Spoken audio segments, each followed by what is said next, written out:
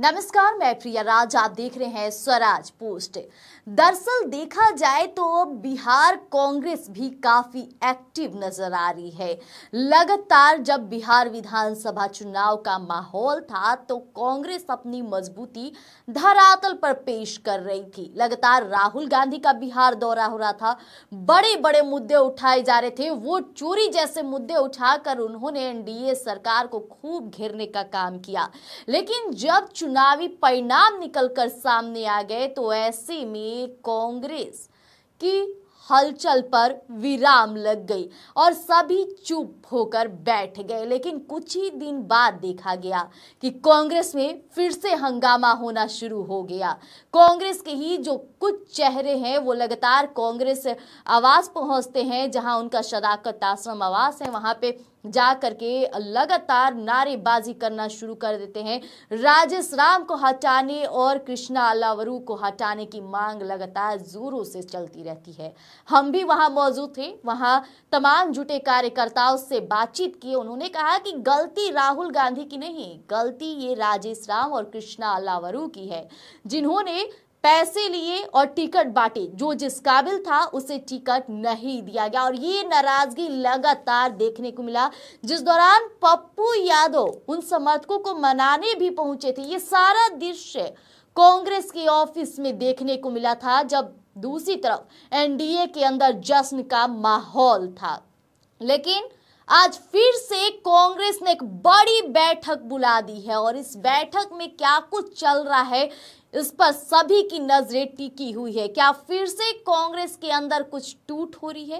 क्या राजेश राम को हटाए जाएंगे या कृष्णा अलावरू को हटाने की ये बैठक चल रही है? इस दौरान देखिए तमाम कांग्रेस के चेहरे नजर आए और ये बैठक तब भी चल रही है जहां दूसरी तरफ एनडीए में भी आज संजय सरावगी ने बड़ी बैठक की। लेकिन सवाल तमाम है कि क्या ये बैठक नया बदलाव करने वाला है? क्या पार्टी टूट के कगार पर आ गई है या फिर कोई एक नए रणनीति की तरफ कांग्रेस पार्टी बढ़ने की तैयारी में है? क्योंकि कांग्रेस के जितने भी दिग्गज नेता हैं उनकी मुलाकात कुछ अलग ही चेहरों से हो रही है। आप समझ पा रहे होंगे मैं किसकी तरफ इशारा कर रही हूं।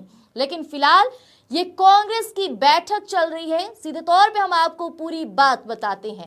दरअसल हार से मायूसी नहीं, अब होगा सीधा प्रहार। चुनाव के नतीजों के बाद बिहार कांग्रेस पूरी तरह एक्शन मोड में आ गई है। पटना का सदाकत आश्रम आज गवाह बना, क्योंकि उस रणनीति का गवाह बना जो सत्ता पक्ष की नींद उड़ाने वाली है। दरअसल प्रदेश अध्यक्ष राजेश राम की अध्यक्षता में प्रवक्ताओं और रणबांकुरों की महा बैठक संपन्न हुई, जहां साफ कर दिया गया कि अब चुप्पी नहीं, हुंकार मचेगी। बैठक में एजेंडा साफ था, जनता की आवाज बनना।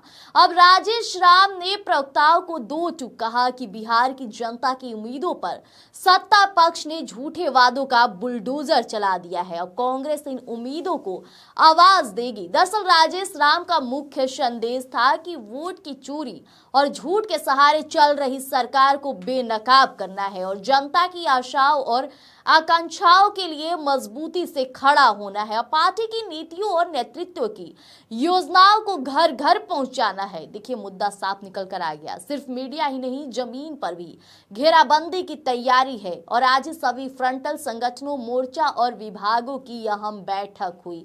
प्रदेश अध्यक्ष ने साफ निर्देश दिया है कि संगठन को इतना मजबूत करो कि विपक्ष की हर चाल नाकाम हो जाए।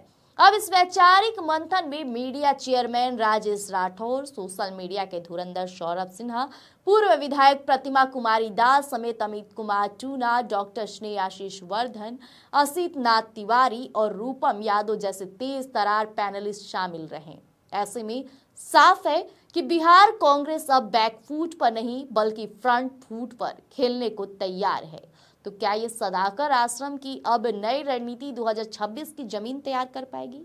देखिए हमने साफ तौर पे कहा कि कांग्रेस की अब रणनीति बदलने वाली है और यही निकलकर सामने भी आया कि जिस तरह से कांग्रेस को लेकर लगातार तरह तरह के कयास लगाए जा रहे थे कि क्या वाकई तौर पे कांग्रेस अब बैकफुट पर चली गई है, सारे सपनों को झोली में बंद करके रख दी है, ये तमाम सवाल थे। लेकिन ऐसे में अब कांग्रेस फिर से उभरने को तैयार हो रहा है, फिर से मजबूती पेश करने को तैयार हो रहा है और एनडीए को फिर से टक्कर देने को तैयार हो रहा है। अब देखना होगा कि ये सीट टक्कर क्या बैठक में ही चलेगी या जमीनी स्तर पर भी उतर कर सामने आएगी। तब तक के लिए बने रहिएगा हमारे साथ स्वराज पोस्ट पर। अगर आप हमें यूट्यूब चैनल पर देख रहे हैं तो सब्सक्राइब कीजिएगा, फेसबुक पे देख रहे हैं फॉलो लाइक कीजिएगा। खबरों को विस्तार से पढ़ना है तो हमारा वेबसाइट है, वहां भी जरूर विजिट कीजिएगा। धन्यवाद।